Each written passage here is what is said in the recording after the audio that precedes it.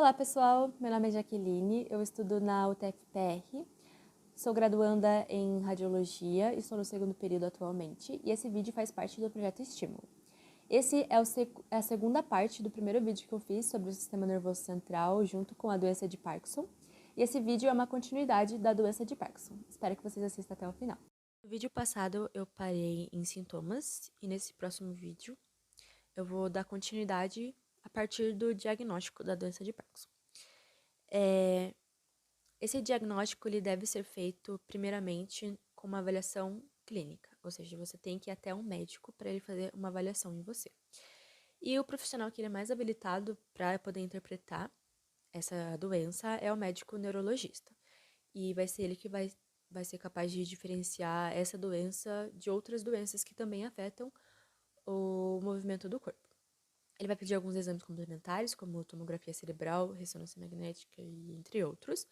Mas tem uma que... Mas assim, eles vão servir mais para fazer uma avaliação para descobrir se não tem outra doença, uma doença diferente que não é o de Parkinson. Mas tem um exame de tomografia computadorizada, que é por emissão de foto único, que vai servir para quantificar a dopamina cerebral, que é o SPECT-scan. Aqui no slide eu trouxe 3 imagens, 3 radiografias, e essas radiografias mostram como que a doença de Parkinson se apresenta, né, no cérebro. Mas eu vou explicar mais a da terceira imagem, que é a imagem colorida. E nessa imagem nós temos 3 tipos de pessoas. A primeira pessoa, que é do lado esquerdo, é uma pessoa que não tem doença de Parkinson. A pessoa do meio é uma pessoa que está em estado inicial da doença de Parkinson. E a da terceira, do lado direito, é uma pessoa que está em estado avançado da doença. E lá na imagem dá para ver que tem umas cores, que é a cor vermelha e amarela bem lá no centro. Elas vão indicar uma maior concentração do marcador no cérebro.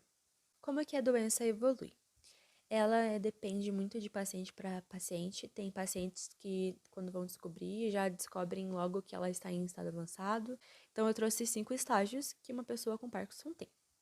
Então, o primeiro estágio é o estágio inicial, que a pessoa ela vai apresentar sintomas leves de tremor e outros sintomas também que pode ocorrer de um lado do corpo. Mas ela vai viver normalmente, consegue viver individualmente, enfim.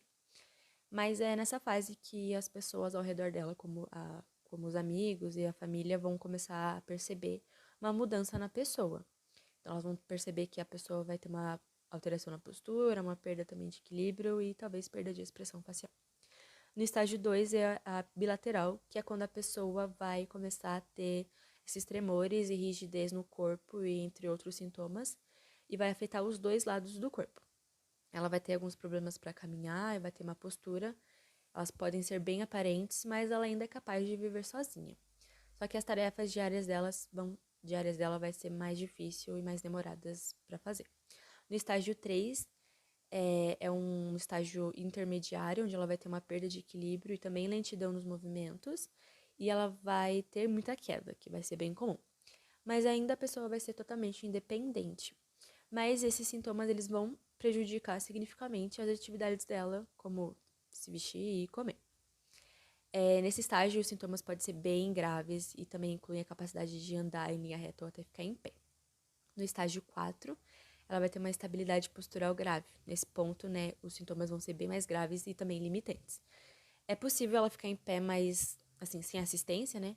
Mas ela vai perder o movimento e ela vai provavelmente precisar de um assistente ou um auxiliador para ajudar ela ou acompanhar ela para poder andar. E, enfim, ela vai ser incapaz de viver sozinha. E por último, é o estágio 5, que é a locomoção dependente, ou seja, ela vai depender de alguém para poder andar, alguma coisa assim. Vai ser impossível ela ficar de pé ou até andar, ela vai ter que ficar acamada ou andar de cadeira de rodas e vai precisar de cuidados médicos e de enfermagem 24 horas por dia para todas as atividades que ela for fazer. E ela pode até apresentar também alucinações e delírios. Para os tratamentos, tem 2 tipos de tratamentos que vão andar juntos, que é o tratamento médico e terapias e o medicamento. Então, ela vai precisar, no tratamento de terapia, ela vai precisar de grupo de apoio, que é conversar com outras pessoas que também têm a mesma condição que ela. terapia cognitiva, que é para ela saber o que é real, o que não é real, já que ela vai ter uns pensamentos mais distorcidos da realidade.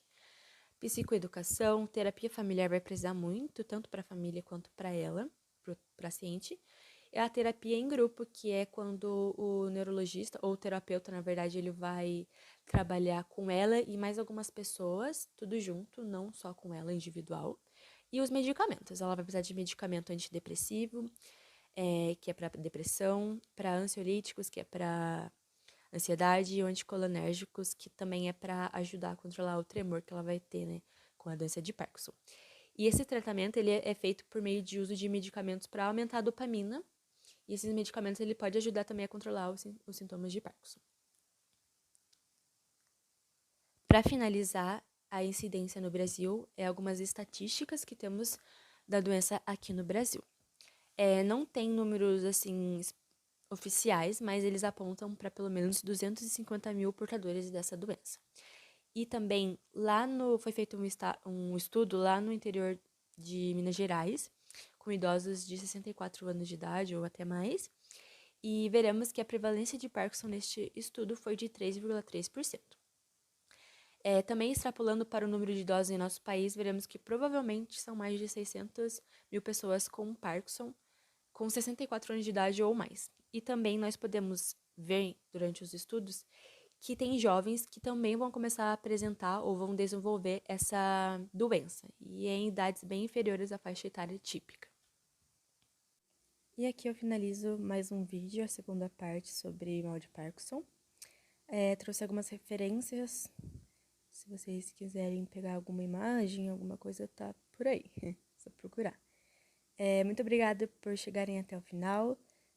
Também queria dizer, se você está apresentando algum desses sintomas, ou alguém da sua família também está apresentando algum desses sintomas, que vocês se conscientizem e façam alguma avaliação com algum médico para descobrir se não é algo a mais. Bom, obrigada por chegar até aqui, e eu agradeço muito quem gostou do vídeo. Não se esqueçam de se inscrever no canal, de ativar o sininho e compartilhar e curtir o vídeo.